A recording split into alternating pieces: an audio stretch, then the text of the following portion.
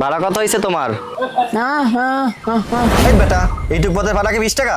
10 টাকা এনে 10 টাকা রাখ।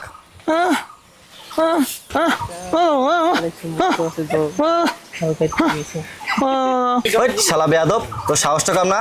তুই টাকা ছুঁড়ে মারলি।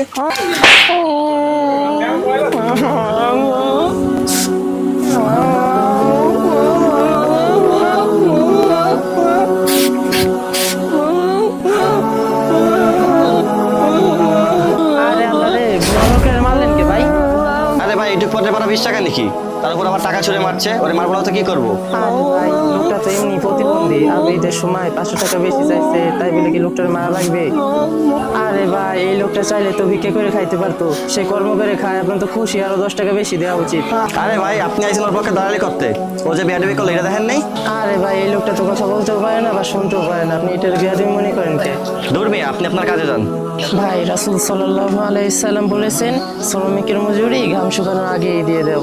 ভাই, প্রচন্ড রোদের মধ্যে এরকম পরিশ্রম যারা করে তাদের তো এমনি 5 টাকা বাড়াই দেওয়া উচিত। এই আপনারাই তো বিভিন্ন রেস্টুরেন্টে খাইতে গেলে 100-500 টিপস দিতে আপনাদের বাধে না, আর এইসব গরিব মানুষের বেলা আপনারা 5-10 টাকা দিতে গেলে মরে পড়েন। আসলেই ভাই, আমি অনেক বড় একটা ভুল করে ফেলছি, আপনি আমারে মাফ করে দিন।